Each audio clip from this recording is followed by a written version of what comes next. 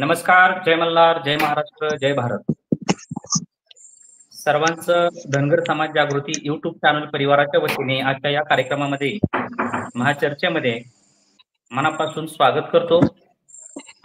हा कार्यक्रम सुरू करण्यापूर्वी आपल्या सर्वांना विनंती करेल, कार्यक्रम जास्तीत जास्त बांधवांच्या पर्यंत शेअर करा. व्हॉट्सअप, फेसबुक, इन्स्टाच्या माध्यमातून जास्तीत जास्त ठिकाणी धनगर बांधवांच्या पर्यंत हा कार्यक्रम पोहोचवता येईल, त्यासाठी आपण सगळ्यांनी सहकार्य करा. तुम्हाला या कार्यक्रमाच्या अनुषंगाने जे जे काही वाटेल ते कमेंट आपण करून आमच्यापर्यंत पोहोचवा. तुमच्या कमेंट्स आपण सर्व महाराष्ट्रापर्यंत पोहोचवू. आजचा विषय जो आहे आपल्या महाचर्चेचा, तो विषय आहे महाराष्ट्रातील कोणते विधानसभा मतदारसंघ जे आहेत ते धनगर बहुल आहेत आणि त्या मतदारसंघामध्ये नेमकी आपल्या जमातीची आगामी काळातील दिशा जी आहे ती कशी राहिली पाहिजे, धनगरांची भूमिका काय असावी, या अनुषंगाने आपण या ठिकाणी चर्चा करणार आहोत. आणि या दरम्यान जे जे मान्यवर चर्चेमध्ये सहभागी होणार आहेत, आता सध्या आहेत, त्या सर्वांचं मी मनापासून स्वागत करतो. रंगनाथजी तमनर असतील, संजयजी वडितके असतील आणि अजून काही मान्यवर आपल्या स्टुडिओमध्ये सहभागी होतील थोड्या वेळामध्ये. तर आपल्या सर्वांना विनंती आहे, चॅनल सबस्क्राईब केला नसेल तर कृपया सबस्क्राईब करून सहकार्य करा, जेणेकरून आपल्याला या प्रबोधनाच्या मोहिमेमध्ये जास्तीत जास्त धनगर बांधवांना सहभागी करून घेता येईल. आणि तुम्हाला जे माहित असलेले मतदारसंघ कोणते आहेत, जिथे धनगर बहुल ज्याला म्हटलं जातं किंवा धनगरांचं वोटिंग जे आहे ते जास्त आहे, त्याच्याबद्दलची माहिती देखील आपण कमेंट करून या ठिकाणी आमच्यापर्यंत पोहोचवा. तर आपण कार्यक्रमाला सुरुवात करतोय. सुरुवातीला आपण पहिल्या टप्प्यामध्ये या ठिकाणी जे मतदारसंघ आहेत कुठले कुठले, त्या मतदारसंघाची माहिती घेणार आहोत की ज्याच्यामध्ये धनगर वोटिंग कुठे किती आहे, याच्या आधारे आपल्याला महाराष्ट्रातील किती मतदार जे आहेत आपले आहेत, कुठल्या मतदारसंघामध्ये आपली संख्या जास्त आहे, तिथे आपल्याला उमेदवाऱ्या ज्या आहेत आपण आपल्या बांधवांच्या उमेदवाऱ्या दाखल करू शकतो, आपले आमदार निवडून आणू शकतो. प्रतिनिधित्व जे आहे ते आगामी काळात महाराष्ट्रामध्ये आपलं कसं वाढवता येईल, यासाठी ही माहिती अत्यंत उपयुक्त होणार आहे. आणि याच्याच सोबत याच कार्यक्रमामध्ये तमाम धनगर बांधवांची, सकल धनगर जमातीची भूमिका जी आहे ती नेमकी कशी असणार आहे, कशी असली पाहिजे, यावरती देखील आपण चर्चा करून महाराष्ट्राला दिशा देण्याचा या ठिकाणी प्रयत्न करणार आहोत. तर मी विषय पुढे घेऊन जातोय. दत्तू बंडगर देखील या ठिकाणी जॉईन झालेले आहेत. मतदारसंघांवरती आपण लक्ष टाकूया. या ठिकाणी सुरुवात करूया. जो मतदारसंघ आहे हा करमाळा विधानसभा मतदारसंघ आहे. मी पटपट नावं घेईल आणि मग आपण चर्चा करू.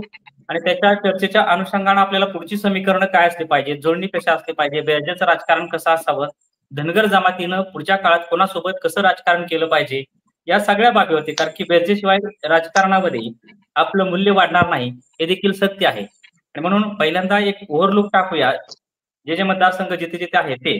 तर यामध्ये पहिला जो आहे करमाळा मतदारसंघामध्ये जवळपास 58,000च्या आसपास आपलं वोटिंग आहे. सांगोल्यामध्ये 1,04,000च्या आसपास वोटिंग आहे. माढा मतदारसंघ जो आहे तिथे जवळपास 61,000च्या आसपास आपलं मतदार आहे. माळशिरसमध्ये 1,07,000च्या आसपास मतदान आहे. फलटण हा असा मतदारसंघ आहे जिथे 89,000च्या आसपास आपलं मतदान आहे. मानखटावमध्ये साधारणपणे 81,000च्या आसपास आपलं मतदान आहे. त्यानंतर मोहोळ हा एक विधानसभा मतदारसंघ असा आहे की जिथे 91,000च्या आसपास मतदान आहे. सोलापूर दक्षिण मध्ये जवळपास 93,000 आहे. अक्कलकोट मध्ये जवळपास 63-64,000च्या आसपास मतदान आहे. सोलापूर दक्षिण मध्ये आपण जर बघितलं असेल तर 93,000 आहे. सोलापूर शहर मध्ये 70,000च्या वरती आपलं मतदान आहे. पंढरपूर मंगळवेढ्यात जवळपास 97,000च्या आसपास आपलं टोटल मतदान जे आहे ते आहे. यानंतर सांगलीमध्ये 67,000च्या आसपास मतदान आहे. आटपाडी खानापूर जे आहे, आटपाडी खानापूरला जवळपास 84,000च्या आसपास आपलं मतदान आहे. तासगाव कोटे महाकाळमध्ये 91,000च्या आसपास आपलं मतदान आहे. जत मतदारसंघ आहे, 1 लाखाच्या पेक्षा जास्त आपलं तिथं मतदान आहे. मिरज मध्ये जवळपास 69,000 हे आपलं मतदान आहे. त्याच्यानंतर दौंड या विधानसभेमध्ये 81,000 आपलं एकूण मतदान आहे. हे मतदारसंघ वेगवेगळ्या तालुक्यातले, वेगवेगळ्या भागातले आहे, जिथे 2 किंवा 3 तालुक्यांचा मिळून एक विधानसभा मतदारसंघ बनलेला आहे. याच्यामध्ये आपण गेले 2 वर्षापासून हा डेटा संकलित केलेला आहे. याचा हा आधार आपल्या समोर आम्ही मांडतोय. बाळासाहेबजी सिले देखील जॉईन झालेले आहेत. संतोषजी शेंडगे आहेत. यामध्ये पुढचा मतदारसंघ आहे बारामती, जिथे 1 लाखापेक्षा जास्त आपलं मतदान आहे, 1,02,000च्या आसपास आपलं मतदान आहे. यामध्ये इंदापूर मतदारसंघामध्ये 91,543च्या आसपास आपलं मतदान आहे.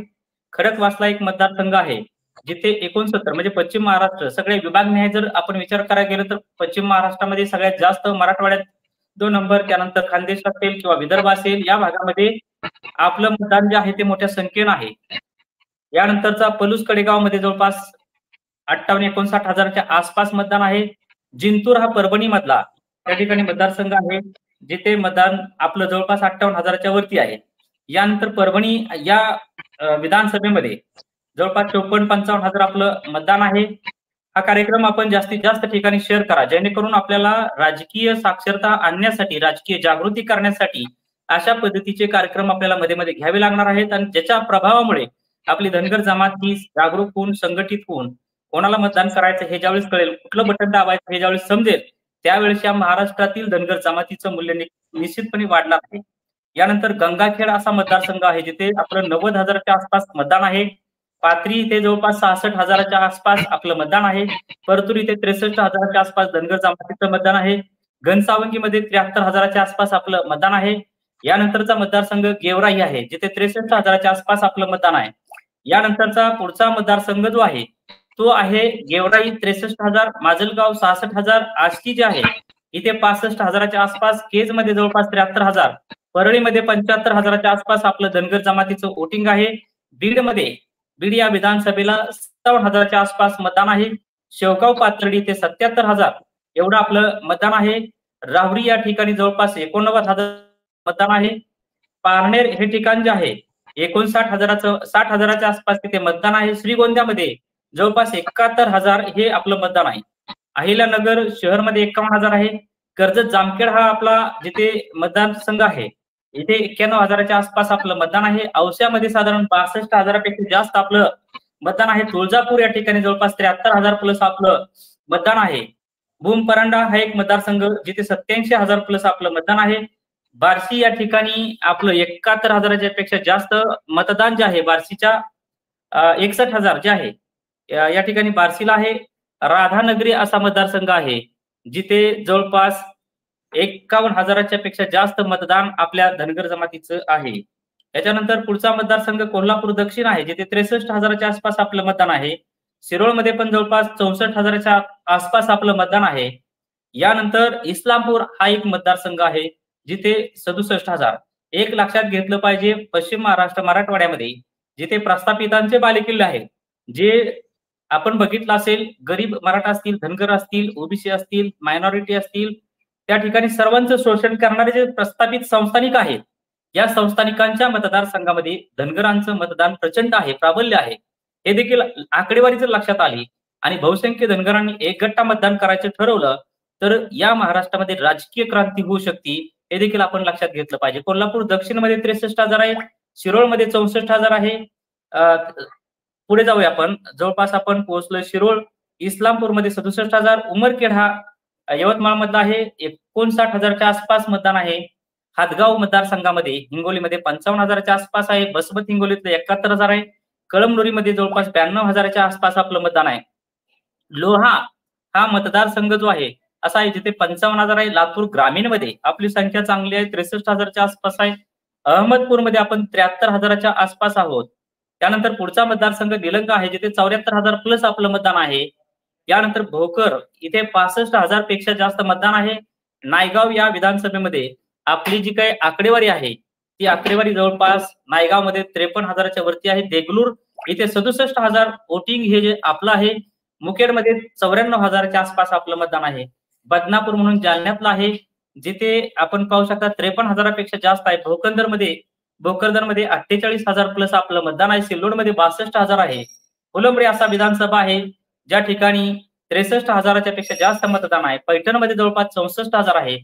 धुळे ग्रामीणमध्ये आपण पाहिलं तर 54,000 आहे.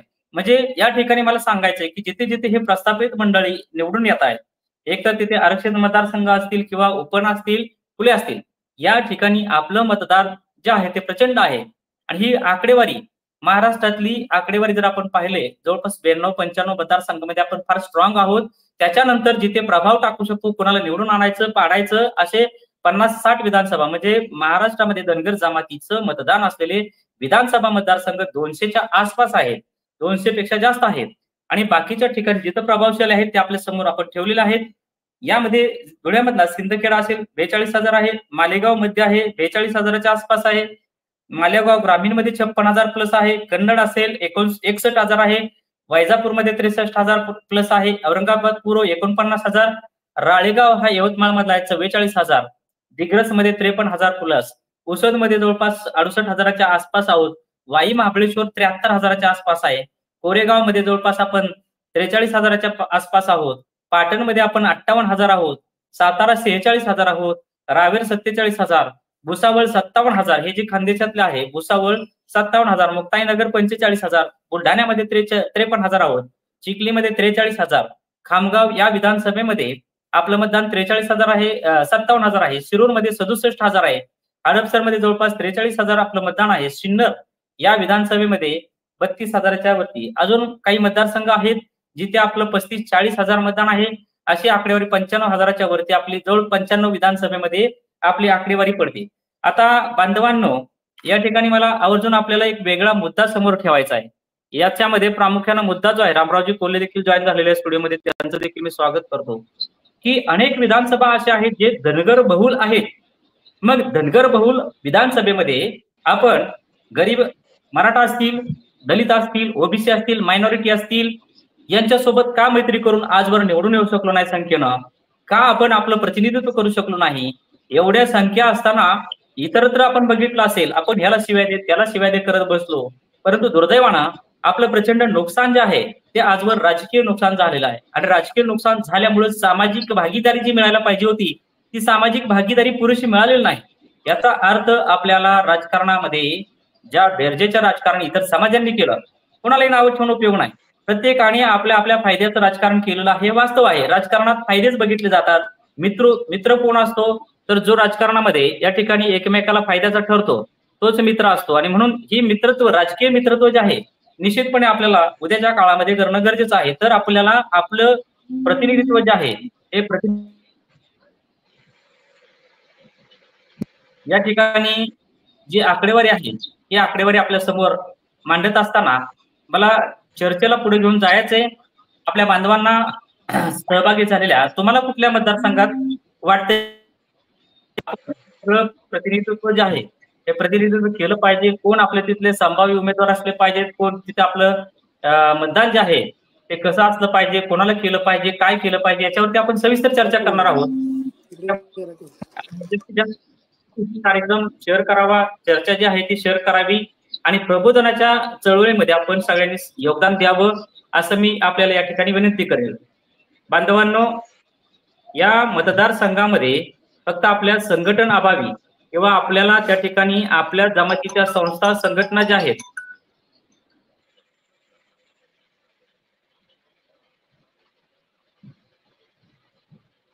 तर त्या ठिकाणी आपल्याला निश्चितपणे नियोजन करता येऊ शकतं. बांधवांनो, ही आकडेवारी जी समोर ठेवलेली आहे त्यानुसार मला हा कार्यक्रम पुढे घेऊन जायचंय.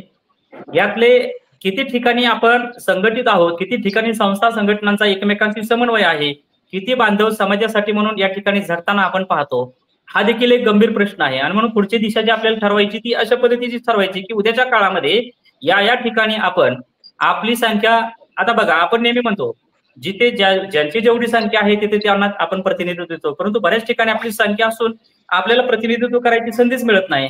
याचं कारण आहे आपल्याला एकतर उमेदवाऱ्या मिळत नाहीत किंवा आपली दावेदारी तेवढी नसती. आपली संख्या असणाऱ्या भागामध्ये गावचे सरपंच असतील, पंचायत समिती असतील, जिल्हा परिषद असेल, सदस्य ग्रामपंचायतचे असतील, सोसायटी असेल, या ठिकाणी मार्केट कमिटी सदस्यांपर्यंत किंवा त्या लेवलपर्यंत आपण जातो. परंतु मुख्य ठिकाणी जिथं पॉलिसी बनल्या जातात ते पॉलिसी बनवणारे ठिकाणं जे आहेत ही पॉलिसी बनवणारी ठिकाण आहेत विधानसभा आणि लोकसभा. बांधवांनो, इथं पॉलिसी बनवण्याच्या ठिकाणीच आपण जास्त संख्येनं आजवर पोहोचू शकलो नाही, हे देखील फार मोठं दुर्दैव आहे. आणि म्हणून आपल्याला या ठिकाणी जर पोहोचायचं असेल तर निश्चितपणे आपल्याला सगळ्याला संघटितपणे प्रयत्न करावे लागणार आहे. म्हणून मी चर्चेला पुढे घेऊन जात असताना या ठिकाणी केवळ प्रतिनिधित्व करत असलेले मतदारसंघ इंदापूर आपण वगळला, इंदापूर असेल, सांगोल्यासारखं आपलं प्रतिनिधित्व असेल, जत मध्ये काय प्रतिनिधित्व आपलं झालेलं आहे, यानंतर आपण बघितलं असेल सोलापूरच्या दक्षिणमध्ये आपले एक प्रतिनिधित्व झालेलं आहे, कळमनुरी सारख्या मतदारसंघामध्ये एक प्रतिनिधित्व झालेलं आहे, धुळ्यामध्ये प्रतिनिधित्व आपलं झालेलं आहे, अकोल्यामध्ये जे आहे हरिदासजी बदे साहेबांचं असेल त्या ठिकाणी, कर्जत जामखेड सारख्या ठिकाणी आपल्या या ठिकाणी प्रतिनिधित्व झालेलं आहे विधानसभेला. अशी काही फक्त ठराविक ठिकाणं सोडली तर बाकी ठिकाणी आपल्याला प्रतिनिधित्व करण्याची संधी नाही. आपल्याकडे नेतृत्वांची आवश्यकता आहे. ती नेतृत्व त्या ठिकाणी आटपाडी जो मतदारसंघ आहे तिथे काय आपले प्रतिनिधित्व करण्याची संधी आपल्या बांधवांना मिळाली आहे. परंतु आता धनगर जमातीच्या आजच्या पिढीनं या विषयाकडे गांभीर्यानं पाहिलं पाहिजे. बऱ्याच वेळा आपली मानसिकता राजकारणाकडे बघण्याची जी असते ती नकारात्मक असते, ती मानसिकता आपण काढून टाकली पाहिजे आणि सकारात्मकता आपल्या मनामध्ये बिंबवून या ठिकाणी आपण निश्चितपणे या विषयाकडे प्रामाणिकपणे बघण्याचा प्रयत्न केला तर उद्याचा काळ आपला असणार आहे. बापूसाहेब शिंदे देखील सहभागी झालेले, त्यांचं देखील मी स्वागत करतो आणि चर्चेला मी सुरुवात करतोय.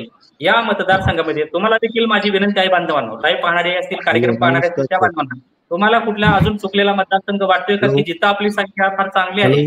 आता या ठिकाणी बघितलं असेल सगळं चित्र समोर ठेवल्यानंतर कमीत कमी आपले 80-90 आमदार या महाराष्ट्रामध्ये असायला पाहिजे लोकसंख्येच्या प्रमाणामध्ये. एवढे आहेत का? नाही तर 4-5च्या वरती विधानसभेमध्ये कधीच आकडा गेला नाही. 5च्या वरती तर विधानसभेत हा आकडा कधीही गेलेला नाही. याच्या मागची आरक्षण तर विषय आहेच, आपल्याला प्रतिनिधित्व नाही. शिवाय आपल्याकडे ज्या पद्धतीची नेतृत्व निर्माण करायला पाहिजे, नेतृत्वाला साथ द्यायला पाहिजे, समाज म्हणून खंबीरपणे इतर जमातींची संख्या कमी असताना, इतर जातींची संख्या कमी असताना ते त्यांच्या नेतृत्वाच्या मागे ठामपणे राहतात, त्यांच्या नेतृत्वासाठी भांडतात आणि ती नेतृत्व देखील त्या समाजाच्या न्याय हक्कासाठी लढतात. त्या पद्धतीची यंत्रणा आपल्याकडे आहे किंवा नाही हा देखील या चर्चेच्या निमित्ताने प्रश्न असणार आहे. म्हणून थेट बापूसाहेब शिंदे यांच्याकडे जातो. बापूसाहेब, आजच्या या चर्चेच्या अनुषंगाने एवढ्या मतदारसंघामध्ये महाराष्ट्रामध्ये धनगर जमातीची एवढी मोठी संख्या आहे, मतदान आहे, परंतु नेतृत्व जर बघितलं तर राजकीय पक्षांमध्ये नेतृत्व मिळत नाही, राजकीय पक्ष आपल्याला संधी देत नाहीत किंवा आपली एक लिमिटेशन आहे, जिल्हा परिषदेच्या वरती आपल्याला फार संधी मिळत नाही. याची कारण काय आहेत? याच्यावरती आपल्याला काय मार्ग, खरं तर आपल्याला भविष्यातली दिशाच बघायची, भविष्यात आपण काय भूमिका घेतली पाहिजे आणि सकल धनगर जमात महाराष्ट्र राज्य म्हणून माझी विनंती आहे, सूचना आहे आणि आपल्या माणसाच्या पाठीमागे ठामपणे उभं राहायला शिका. ज्यावेळी आपला एक गट आपल्या माणसाच्या मागे उभा राहायला लागेल त्या दिवशी आपल्याला किंमत आलेली असेल. त्या दिवशी इतर जमाती जाती ज्या आहेत त्या आपल्याशी राजकीय मैत्री करण्यासाठी पुढे येतील. आज केवळ आपला फायदा उठवण्यासाठी बरेच जण पुढे येतात, आपल्याला गोड बोलतात, आपल्याला आपल्या खांद्यावरती हात ठेवला तरी आपण त्यांना सगळं देऊन टाकतो. ही वस्तुस्थिती आहे. परंतु पुढच्या काळामध्ये आपल्याला आपली मानसिकता बदलावी लागणार आहे, आपली राजकीय विचारसरणी बदलावी लागणार आहे. हे देखील वास्तव आहे. म्हणून बापूसाहेबांना विनंती करेल, बापूसाहेब आपण या चर्चेमध्ये आपली मतं मांडावी. सर्वप्रथम सर्वांना जय मल्हार. जय मल्हार. मी आता जास्त महाराष्ट्राच्या बाबतीत बोलण्यापेक्षा उत्तर महाराष्ट्राच्या बाबतीत थोडं सांगतो मी तुम्हाला की उत्तर महाराष्ट्रामध्ये नाशिक जिल्ह्यात नांदगाव मतदारसंघ चांगला आहे, धुळे जिल्ह्यातला शिंदखेडा मतदार चांगला आहे, रावेर मतदारसंघ चांगला आहे. या तिन्ही चारी मतदारसंघामध्ये आपली अतिशय निर्णायक मतदान आहे. म्हणजे 38-40 हजारच्या आसपास मतदान आपले या तिन्ही मतदारसंघामध्ये आहे आणि तिन्ही मतदारसंघामध्ये धनगर समाजाबरोबरच इतर ओबीसी समाज सुद्धा मोठ्या प्रमाणात आहे. भटकीमुक्त समाज, मायक्रो ओबीसी म्हणतो. तर ऍक्च्युली आता खरंच तुम्ही सांगितल्याप्रमाणे विजयराव आपल्याला काय फार विचारात घेतल्या जात नाही. मी आता बघितलं आपल्या लोकांना छोट्या छोट्या समितीवर सुद्धा म्हणजे अक्षरशः राजकीय पक्षांकडे शिफारस करावं लागतं, त्या गांभीर्याने आपल्याकडे बघत नाही. त्याला एकच पर्याय आहे, या वार्षिकला मतदान जरी आपलं वाया गेलं परंतु आता आपण मात्र सगळ्या लोकांपर्यंत पोहोचवून एक ठाम भूमिका या महाराष्ट्रात घेतली गेली पाहिजे. जोपर्यंत आपलं काय होतं, आपले नेते जे लोक आहेत ना, नेते लोकांमुळे बऱ्याचशा गोष्टी अशा घडतात की मग समाजामध्ये विघटन होतं, समाज संघटित राहत नाही आणि याच्यावरती मात करण्यासाठी आता सगळे तरुण मुलं आहे, यांना खरं पेटवलं पाहिजे. तरुण मुलांना, महिलांना आपल्याला काय हे लोक डावलतात किंवा आपण काय केलं पाहिजे या संदर्भात प्रबोधन फार महत्वाचं आहे. तसा तो उशीर झालेला आहे, आता आपल्याकडे वेळ पण कमी आहे. पण तरी देखील आता मी सुद्धा निर्णय घेतलेला आहे की नांदगाव मतदारसंघातनं मी आता विधानसभेची निवडणूक करणार आहोत. काही लोकांशी माझं बोलणं झालं आहे, त्या संदर्भात पेपर्स मी जमा करतोय. परंतु आपल्याला तरी कळलं आपलं अस्तित्व काय समाजाचं. आपण म्हणतो 38,000 40,000, पण त्यात आपण किती मग लोकांपर्यंत लोक आपल्याला किती स्वीकारतात, किंवा मग आता त्यावरती इथून पुढे आपण अनुभव घेऊन लोकांना सांगू शकतो बाबा ही चूक आमच्याकडनं झालेली आहे किंवा काय, पण तुम्ही आता पुढच्या वेळेला मात्र ही चूक करू नका. हे एक शिकण्याचं एक मोठं माध्यम आहे. आणि मी तर हे सांगतो, आपल्या 10 मतं पडले चालेल, 50,000 मतं पडले चालेल, परंतु आपले माणसं जोपर्यंत राजकारणात उभे राहत नाही तोपर्यंत आपल्याला आपलं महत्व कळणार नाही आणि इतर राजकीय पक्षांना सुद्धा आपलं महत्व कळणार नाही. म्हणून माझी प्रामाणिक इच्छा आहे, ज्या ज्या बहुबल मतदारसंघात जसं मान, खटाव, आटपाडी, सांगोला, जत, माळशिरस, त्याचप्रमाणे तुमचं आमचं धुळे नांदगाव तालुका असेल, गंगापूर तालुका असेल, नेवासा असेल, या भागामध्ये अतिशय 57 मतदारसंघ असे महाराष्ट्रामध्ये तर निर्णायक मतदान आहे. आणि 13 मतदारसंघ असे का ते म्हणजे 100% जरी धनगरांनी मतदान केलं तरी तो उमेदवार निवडून येऊ शकतो, अशी परिस्थिती आहे. आणि असं असताना सुद्धा एवढी जर दयनीय अवस्था आपल्या समाजाची असेल तर आपल्यासारखे दुर्भाग्य किंवा आपल्यासारखं बेनशीब आपणच म्हणावं लागेल. आता ही संधी फार चांगली आली आहे. आणि विशेष म्हणजे तुम्हाला सांगतो, मी 6 पक्ष आहे आणि 6 पक्षामध्ये इथे अपक्ष सुद्धा लागतील मोठ्या प्रमाणात, आणि त्याचा मोठ्या प्रमाणात फायदा आपल्याला होऊ शकतो, लक्षात ठेवा. परंतु यासाठी ज्या ज्या ठिकाणी आपले समाजाचे उमेदवार उभे राहतील त्या उमेदवाराला जास्तीत जास्त मतदान करून इतर समाजाला बरोबर घेऊन ते उमेदवार 100% निवडून येतील अशी परिस्थिती करतात. सगळे राजकीय पक्ष चलबिचल झाले, कारण 6 पक्ष जाऊन बाकीचे 5 पक्ष असे 11 पक्ष आहे. आणि 11 पक्षामध्ये अपक्ष सुद्धा मोठ्या प्रमाणात निवडून येणार आहे. आणि त्याच्यात आता हे जरांगी इफेक्ट, धनगर आरक्षण इफेक्ट, ओबीसी इफेक्ट, मुस्लिम आरक्षण, त्या सगळ्या गोष्टी या मुद्दे येणार आहे. आणि ही निवडणूक पूर्णपणे जातीवरती होणार आहे, ही पक्षावरची निवडणूक होणार नाही. म्हणून माझी धनगर बांधवाला कळकळीची विनंती आहे, जे आर्थिकदृष्ट्या सक्षम आहे, जे सामाजिकदृष्ट्या व्यवस्थित आहे, अशा लोकांनी ह्या निवडणुकीमध्ये निवडणूक म्हणून न बघता हा उत्सव म्हणून बघावा आणि सहभागी व्हावं असं मला वाटतं. धन्यवाद. धन्यवाद बापूसाहेब. यानंतर रामरावजी कोल्हे आहेत, त्यांना मी विनंती करेल की आपण अनम्यूट करून आपली मतं या महाराष्ट्राच्या तरुण धनगर बांधवांच्या समोर मांडावी. तत्पूर्वी मला पुन्हा एकदा सांगायचे, आठवण करून द्यायची की बांधवांनो, येणारी विधानसभा ही फार रंजक असणार आहे. त्याचं कारण असं आहे, यावेळी वेगवेगळे पक्ष, अपक्ष, घटक, आघाड्या, तिसरी आघाडी, चौथी आघाडी, महाविकास आघाडी, महायुती असे उमेदवार असणार आहेत. चौरंगी पंचरंगी लढती या महाराष्ट्रामध्ये आपल्याला निश्चित बघायला भेटणार आहेत. आणि या काळामध्ये जो विजयी उमेदवार असणार आहे त्याच्या मतातलं अंतर 500, 1000, 1500, 2000, 5000 या फरकाचं जवळपास असणार आहे बऱ्याच जणांचं. आणि त्याच्यामुळं आज धनगर मताला फार मूल्य आलेलं आहे, येणार आहे. ते कधी येणार आहे? आम्ही जर संघटितपणे मतदान केलं, ठरवलं, कारण का अनेक जण संघटित मतदान करतात, न बोलता करतात, हे देखील वास्तव आहे महाराष्ट्रामध्ये. आणि मग आपण का करायचं नाही, आपण का करत नाही? आपण किती दिवस असं दुसऱ्याला फुकटची मतं वाटत राहणार आहे? आणि फुकटची मतं वाटत राहिल्यामुळं बाटली आणि मटणापोळी आपण जर मतदान करत राहिलो तर उद्या आपल्याला कोणीच विचारत नाही. लोकशाहीमध्ये आपल्याला का कोणी विचारत नाही? तर आपण आपल्या मताचं मूल्यच निर्माण केलेलं नाही. तर त्याच्यामुळं ही बाब लक्षात घ्या की राज्यामध्ये आपल्या मतांना फार मूल्य येणार आहे. आणि 80-90 ठिकाणी असं चित्र राहणार आहे की जिथे 1000, 1500, 2000, 5000च्या फरकाने विधानसभेमध्ये सदस्य निवडून येणार आहेत. आणि आपलं मत हे आता सोन्यापेक्षा महाग मत झालेलं आहे. त्या मताचं मूल्य आपण सगळ्यांनी समजून घ्या बांधवांनो. आणि त्या पद्धतीनं नियोजन आगामी काळामध्ये पहिला प्राधान्यक्रम आपला मतदान करताना आपला उमेदवार असला पाहिजे, मदत करणारा, आपल्याला सहयोग करणारा असला पाहिजे, सामाजिक न्यायाची भूमिका करणारा असला पाहिजे आणि आपल्या जमातीच्या उत्कर्षासाठी ज्यांना सहाय्य केलेलं आहे असेच उमेदवार आपल्याला निवडावे लागतील उद्याच्या काळामध्ये. कुणाला मतदान करायचा हा स्पष्ट संदेश या ठिकाणी लक्षात घेतला पाहिजे. कारण की ही जागृतीची मोहीम सातत्याने आपल्याला चालू ठेवून प्रत्येकाने जबाबदारी खांद्यावरती उचलली पाहिजे. आणि आपल्याला हे घराघरामध्ये पोहोचवलं पाहिजे की आपल्याला नेमकं काय करायचंय, कुणाला मतदान करायचंय, कुणाला नाही करायचं, कुठलं बटन दाबायचंय हे पक्क मनामध्ये बिंबवलं पाहिजे. आपण आता चुका टाळत गेलं पाहिजे. नाहीतर ह्या चुका जर सातत्याने होत राहिल्या तर पुढचा काळ आपला हा नसणार आहे, विध्वंस होणार आहे आपला. आजवर प्रचंड मोठं नुकसान झालेलं आहे, प्रचंड भोगलेलं आहे. मी या ठिकाणी रामरावजी कोल्हे साहेबांना विनंती करेल. कोल्हे साहेब बोला. अनम्यूट करा.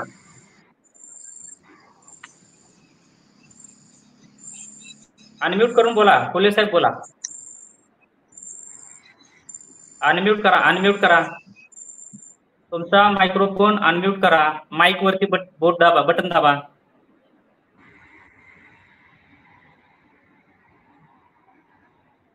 माईक वरती दाबा. हा हॅलो. हा बोला बोला आता. आला का आवाज? हा बोला. हो. म्हणलं आपल्या इकडं जानकर साहेबाचं काही नसताना जानकर साहेबाला परभणीतून भरपूर मतदान झालं आणि आता मी जानकर साहेबाचं असं ऐकलं की 288 जागा उमेदवार उभे करायचे. तर मग जानकर साहेबांनी जर केले तर आपल्याला एक पक्ष म्हणून हे. हा गोपने साहेब. हा बोला. आवाज येईना का? हॅलो. हा त्यांचं बोलणं होऊ द्या. हा कोल्हे साहेब बोला. नंतर बोला. ज्यांना बोलायचं त्याला नंतर बोला. हा तर मला काय म्हणायचं, जानकर साहेब 288 टाकायले म्हणायले. आपण जानकर साहेब आपल्याकडे आले नाही, आपल्याला राग असन काही असन, पण आपला माणूस म्हणून आपण जानकर साहेबांनी माणूस दिला तर पक्ष म्हणून आपल्याला एक साधन आहे. अपक्ष जर उमेदवार केला तर काही म्हणते याचं काय खरंय, आपापल्या पक्षाकडे जातील. आणि जर जानकर साहेबांनी दिला तर मला वाटतं लोक मतदान नक्की करतील. आणि आमच्या पहिल्या वेळेस मी राष्ट्रवादीचा असताना डायरेक्ट भैयासाहेबाला म्हणलो होतो, भैयासाहेब हा एवढ्या वेळेस तुम्ही अजिबात बोलायचं नाही, आमचा माणूस आहे. ते म्हणले तुम्हाला जसं करा तसं करा. तर त्याच्यामुळं असं आम्ही उघड हिंडणार आहे, पण आपला माणूस पाहिजे. आणि जानकर साहेब असले म्हणजे ते पक्ष आहे, आणि हा पक्ष केला तर लोकांच्या भावना बदलतात थोड्या. तर त्यामुळं मला वाटतं असं झालं तर बरं होईल. ओके ओके ठीक आहे. कोल्हे साहेब आपल्या भावना पोहोचल्या. म्यूट करा तुमचा. आता कोणाला बोलायचंय त्यांच्यासाठी मी. बापूसाहेब, आपल्याला वेगवेगळ्या मतदारसंघामध्ये आपले वेगवेगळे उमेदवार दिसत आहेत सध्याच्या घडीला. जसं आपण जर सुरुवात करायची पश्चिम महाराष्ट्रापासून जर पूर्ण महाराष्ट्र बघायचा तर वेगवेगळे आपल्याला नावं घेता येतील. तत्पूर्वी मला थोड्याशा कमेंट घ्यायच्या आहेत आणि मग नंतर मी तुमच्याकडे येईल. या ठिकाणी संतोषजी शेंडगे आहेत, त्यांना काहीतरी बोलायचं होतं. शेंडगे साहेब बोला. गोपने साहेब. हा बोला. जय मल्हार सर्वांना. जय मल्हार. बोला. 9:09 माझा जानकर साहेबाचा फोन चालू होता. मग आपल्या ठीक आहे. धनगर जागृती युट्यूब चॅनलचं टायमिंग 9:15 होता, बरोबर आहे. मग जानकर साहेबांचं माझं 9:09 बोलणं चालू होतं. कमीत कमी आम्ही दोघ जण बोलला 20 मिनिटं.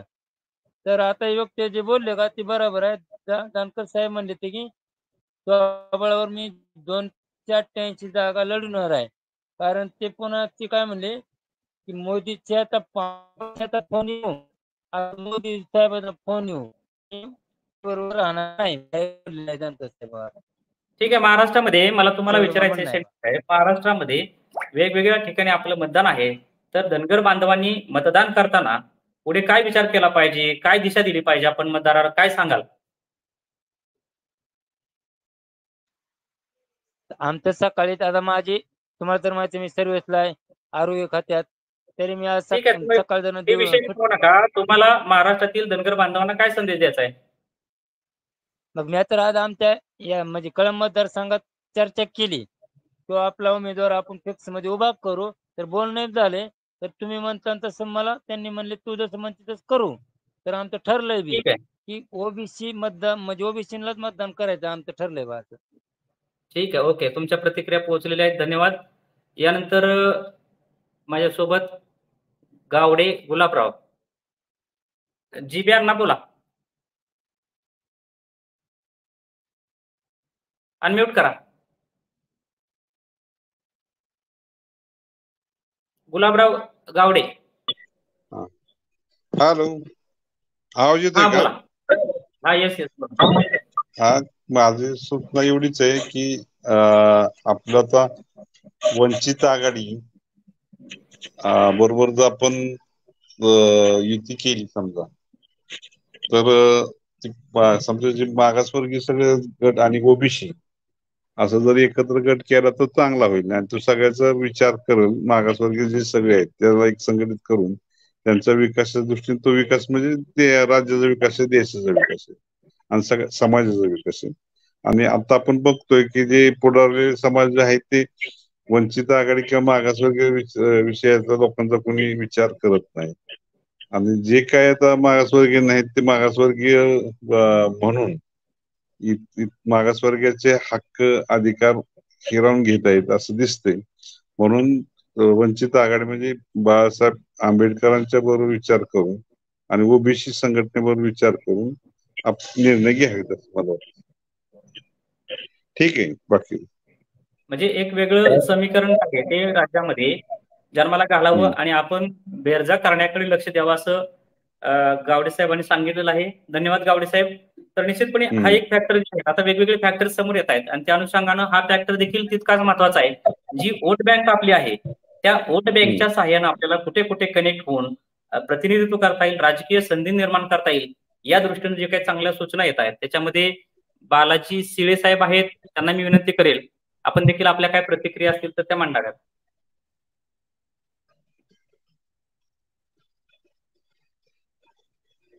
अनम्यूट करा बालाजी शिळे.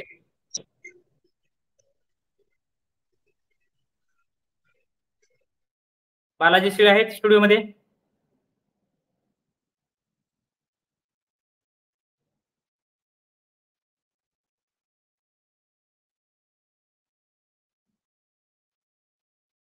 ठीक आहे. बापूसाहेब मी तुमच्याकडे परत येतोय. आपण बघताय की खरं तर आपल्याला अनेक संधी आहेत. आपल्याकडे वेगवेगळे असे मतदारसंघ दिसत आहेत आणि उमेदवार देखील दिसत आहेत प्रभावीपणे. आपण आता चर्चात्मक स्वरूपामध्ये पुढे जाऊ, जिथे आता संभाव्य उमेदवार जे निवडून येऊ शकतात वेगवेगळ्या पक्षातनं, महाविकास आघाडी असेल, माहिती असेल, थर्ड फ्रंट असेल किंवा अपक्ष असतील, कुठेही. तर कुठले तुम्हाला दिसत आहेत? मला जे दिसत आहेत मी ते मांडतो. तुम्हाला कुठे दिसत असेल, कोण उमेदवार दिसत असतील तर ते देखील तुम्ही सांगावेत. आणि पुढे जाऊन आपल्याला दोन गोष्टी करायच्या आहेत. एक तर राजकीय परिवर्तन परिषद जे आहे त्याचं देखील आयोजन करायचं आणि महाराष्ट्रामध्ये या ठिकाणी मल्हार गर्जना यात्रा जी आहे ती लवकरच आपल्याला या महाराष्ट्रामध्ये काढायची, की जेणेकरून महाराष्ट्रातील तमाम धनगर बांधवांच्या पर्यंत एक गर्जना जे आहे ते आपल्याला घेऊन जायचे, संदेश घेऊन जायचे.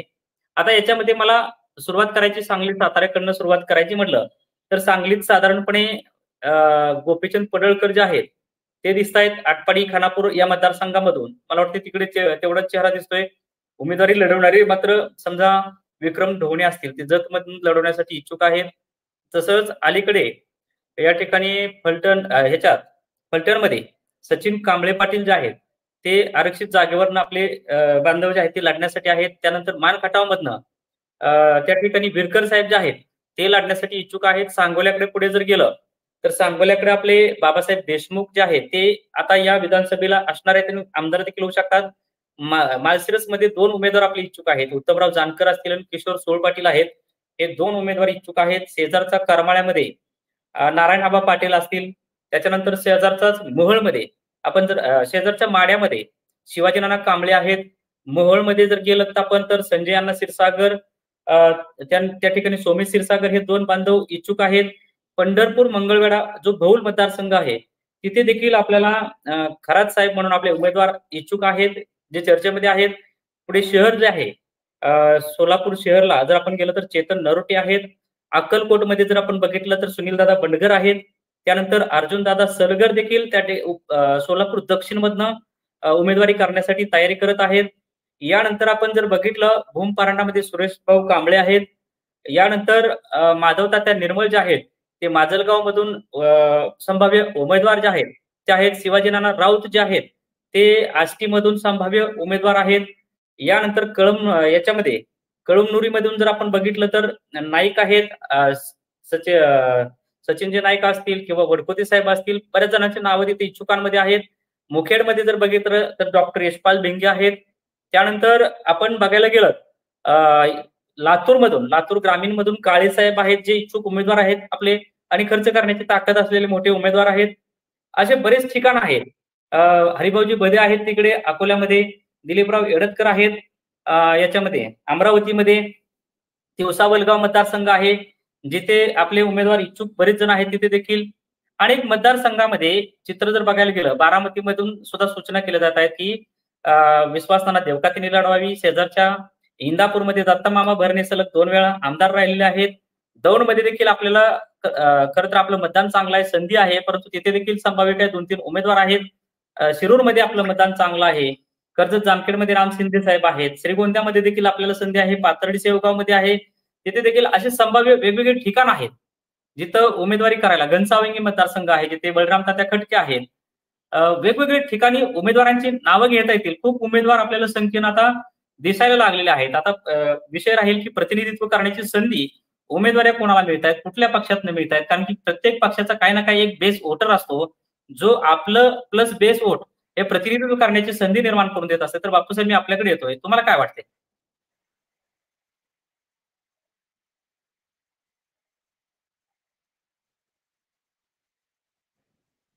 अनम्यूट करून बोला. आवाज येतो का? हा बोला. हा, जे उमेदवारांची यादी सांगितली ते अतिशय प्रबळ उमेदवार आहे, परंतु एक मात्र काळजी घेतली पाहिजे, ज्या ठिकाणी मतदारसंघात आपला एक उमेदवार उभा आहे तिथं मात्र दुसरा उमेदवार नको. काय होतं, जर समजा 2 उमेदवार आले तर मताचं डिवायडेशन जातं, मतं हे विभागली जातात. दुसरी गोष्ट तुम्ही एक सांगितलं, त्यामध्ये आता राजकीय जे पक्ष आहेत, राजकीय पक्ष आपल्याला समजा एक दोन तिकीट देणार आहे, नाही असं नाही. समजा आता चंद्रपूरमध्ये वरोरा मतदारसंघ, तिथले आपले वामनराव तुर्के अतिशय प्रबळ आणि दावेदार भारतीय जनता पार्टीकडून उमेदवार आहे. त्याचं बऱ्यापैकी म्हणजे तिथे आहे जवळ, म्हणजे बऱ्यापैकी तिथे तिकीट होऊ शकतं, गोपीचंद पडळकर जोगतं. परंतु ज्या ज्या मतदारसंघामध्ये आपली संख्या जास्त आहे त्या मतदारसंघात शक्यतो एक उमेदवार उभा करावा आणि सगळ्यांनी त्याच्या पाठीशी उभं राहिलं पाहिजे. आणि तिसरी गोष्ट अशी का आपण सोशल मीडियाचा वापर आपला कमी होतो. बघा आता विजयराव, तुम्ही आपलं जे चॅनल आहे किंवा आपण जी एक आता समिती स्थापन केली होती मध्यंतरी आरक्षणासंदर्भात समन्वय समिती, अशी राज्यभर एक समिती नॉन पॉलिटिकल पर्सनची स्थापन करून त्या राजकीय पक्षांना भेटून तुम्ही किती तिकीट देतात, काय देतात, त्यांचे डिलिंग केलं पाहिजे आणि त्या माध्यमातून आपल्याला उमेदवारी मिळाली पाहिजे. हा एक विषय आपला महत्वाचा करावा लागेल. मी जसं सांगितलं, आपण पादयात्रा वगैरे करतो, हा तर उपक्रम केलाच पाहिजे, पण तत्पूर्वी आपण या लोकांकडे गेलो ते तुम्ही आम्हाला भेटलेच नाही. जसं आता मग एका भाऊनी सांगितलं, वंचित बहुजन आघाडी प्रकाशजी आंबेडकर असेल किंवा अजून तुमचं राष्ट्रवादीचे वेगवेगळे राष्ट्रवादी तिन्ही 6 पक्ष असतील, यांच्याकडे आपण भेटलं पाहिजे, यांच्याशी चर्चा केली पाहिजे आणि नाही दिल्यानंतर मग आपण निर्णय घेतला पाहिजे. हा निर्णय मात्र कमी वेळात घेतला पाहिजे, कारण आपल्याला फॉर्म भरायची मुदत माझ्या माहितीप्रमाणे 30 तारखेला माघार आहे. हे सगळं एवढ्या 8-10 दिवसात सगळं झालं पाहिजे आणि दबाव टाकून जास्तीत जास्त तिकीट आपल्या पदरात पाडली पाहिजे. फक्त मी आणि ह्यामध्ये एक टीम असं करा, वॉर रूम असा बनवा की त्यामध्ये सगळे जे तरुण मुलं आहेत जे सोशल मीडिया हँडल करतात, या सोशल मीडियावरती जास्तीत जास्त, जसं दिल्लीचं आम आदमीचं सरकार हे सगळं सोशल मीडियावरती आलं होतं, अतिशय प्रभावी त्यांनी सोशल मीडियाचा वापर केला. अशा पद्धतीने मोठ्या प्रमाणात सोशल मीडियाचा वापर करून लोक, आता सगळ्यांकडे मोबाईल आहे, मेंढपाळांकडे सुद्धा मोबाईल आहेत, त्याच्यामुळे प्रभावी माध्यम आता फक्त सोशल मीडिया राहणार आहे. कारण आपल्या लोकांची अशी परिस्थिती नाही का दैनिकांना टीव्हीला जाहिराती देतील, त्याच्यामुळे आपला हा एक उपक्रम किंवा हा एक सोशल मीडियाचा वापर करावा लागेल. आणि तुम्ही जे आता मतदारसंघ सांगितले, या मतदारसंघात माझ्या माहितीप्रमाणे अपक्ष जरी काही लोक उभे राहिले, आपले जरी तिकीट दिले नाही पक्षाने, तरी सुद्धा निवडून येतील. परंतु त्यासाठी धनगरांनी जो काय मायक्रो ओबीसी आहे, ते ओबीसी किंवा यांनी जर मतदान खरंच प्रामाणिकपणे केलं आणि आपल्या लोकांनी एक नोट आणि एक वोट, एक 100 रुपयाची नोट आणि एक नोट दिली आणि एक वोट दिलं, तर त्या लोकांना आर्थिक मदत पण होईल. ते लोक मोठ्या प्रमाणामध्ये इलेक्शन मध्ये 100% निवडून येऊ शकतील. पण या पद्धतीने जर आपण प्री प्लॅनिंग केलं तर एक नोट एक वोट हा कंपल्सरी मागायचा, 100 रुपये दे, 10 रुपये दे, 1000 रुपये दे, काय मदत कर पुढच्या माणसाला त्या मतदारसंघात. परंतु आपला माणूस कसा निवडून येईल, जास्तीत जास्त लोक कसे आपले विधान भवनामध्ये जातील, याचा विचार आपण केला पाहिजे. आणि साहेबांना विचारात घ्या. पुन्हा एकदा विनंती करतो की जशी आपण समन्वय समिती स्थापन केली, असं एक ग्रुप तयार करा, एक प्रेशर ग्रुप तयार करा आणि त्या माध्यमातून या राजकीय पक्षांना, तो नॉन पॉलिटिकल ग्रुप या राजकीय पक्षांना भेटेल आणि उमेदवारीसाठी जास्तीत जास्त मागणी करू शकेल, असं मला या निमित्ताने सांगायचं. माधव गर्दे यांना विचारात घ्या. मला वाटतं आपण सगळ्या आपली जी काही वरिष्ठ पातळीवरती काम करणारे नेते मंडळी असतील, त्यांनी देखील बदललेली राजकीय समीकरणं, राजकारणातल्या संधी याच्याकडे लक्ष देऊन नव्यानं राजकीय समीकरणं जोडली पाहिजेत, जुळवली पाहिजेत. बदलत्या राजकारणामध्ये आपल्या जमातीचं राजकीय मूल्य कसं वाढेल, प्रतिनिधित्व करण्याची संधी कशी वाढेल, या दृष्टीने देखील सगळ्यांनीच प्रयत्न केले पाहिजेत. यामध्ये विशेषतः काशांना शेळके असतील, महादेव जानकर असतील, लक्ष्मण हाके असतील किंवा अजून जे वेगळ्या आघाडीवरती काम करतायत, या नेते मंडळींनी देखील या बदलत्या राजकीय समीकरणांचा विचार करून आपल्याला कशा पद्धतीनं जमातीचं मूल्य वाढवता येईल, राजकीय मूल्य वाढवता येईल याच्याकडे देखील लक्ष हे दिलं पाहिजे असं मला प्रत्यक्षानं वाटतं. या ठिकाणी बापूचा आवाज खरखरतोय.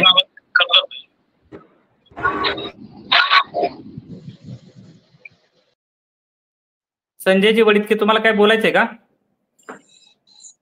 हॅलो हा हॅलो, बोला. आवाज येतो साहेब? हा सर्व संघटनेला विचारात घेऊन करायला पाहिजे. हा ओके. याच्यामध्ये आपल्याला बरेच मतदारसंघ, बऱ्याच समाजातल्या लोकांच्या प्रतिक्रिया अशा आहेत. खर तर मला आवर्जून एक सांगायचंय, एक वोट एक नोट हा नारा देऊन जर आपण कामाला लागलो, आता प्रयत्न सुरू केले आतापासूनच, पुढचे 2, 5, 10 वर्षात तुम्हाला सांगतो की प्रतिनिधित्वाची संख्या जी आहे ती वाढेल. लक्षात घ्या, ह्या जमातीला 25 पेक्षा जास्त आमदार आणल्यानंतरच सामाजिक न्याय मिळणार आहे. मग तो आरक्षणाचा असू द्या, आर्थिक जे काही योजना असू द्या, भागीदारी असू द्या, किंवा ज्या जमातीची डेव्हलपमेंट असू द्या, ती त्याच वेळी होणार आहे ज्यावेळी, कारण की इतरांचे 25 आहेत ते आपल्याला सातत्याने विरोध करतायत, रोखतायत, आणि त्यांना सपोर्ट करणारी जी काही प्रस्थापित मंडळी आहेत, ही प्रस्थापित मंडळी आपल्या 25 येण्यानं त्यांची संख्या कमी होणार आहे. बरीच ठिकाणं अशी आहेत की इथं या संस्थानिकांचं अनेक वर्ष राज्य आहे, प्रभाव आहे, तिथं आपली मतदारसंख्या मोठी आहे, आणि त्याच्यामुळं ज्यावेळी इथं आपले आमदार निवडून येतील त्यावेळेस यांची संस्थान खालसा होतील, आणि निश्चितपणे या महाराष्ट्रामध्ये आपल्याला आजवर डावलेलं आहे, आपली भागीदारी नाकारलेली आहे, ती भागीदारी मिळायला मला वाटते बापूसाहेब निश्चितपणे मदत होईल. आणि प्रेक्षकांना देखील माझी विनंती आहे, तुम्हाला काय वाटतंय की काय केलं पाहिजे? बापूसाहेब, आपण जे एक शिष्टमंडळ तयार करण्याच्या बाबतीमध्ये प्रयत्न केला होता, प्रयत्न करतो आहोत, आणि एक शिष्टमंडळ जे लवकरच भेटण्याचा प्रयत्न करेल, एक परिषद ऑर्गनाईज करण्याच्या दृष्टीने प्रयत्न सुरू आहे की जेणेकरून उद्याच्या काळामध्ये आपल्या लोकांना जास्तीत जास्त उमेदवारी ज्या आहेत त्या कशा मिळतील, आणि लवकरच गर्जना जी आहे, मल्हार गर्जना यात्रा जी आहे ती महाराष्ट्रामध्ये काढणं देखील गरजेचं आहे. त्यासाठी समाज बांधवांनी आम्हाला साथ दिली पाहिजे, कारण की याच्याशिवाय आपल्याला ही मोहीम, आम्ही ग्रासरूट लेवलला पण काम केलं, परंतु राजकीय जागृती, राजकीय संघटन, सामाजिक प्रबोधन हे विषय अजून तिथपर्यंत लोकांच्या पर्यंत पोहोचलेले नाहीत. बरीच लोक अजून ह्या प्रवाहात नाहीत. ते आणण्यासाठी फार मोठी ताकद यामागे उभी करावी लागेल.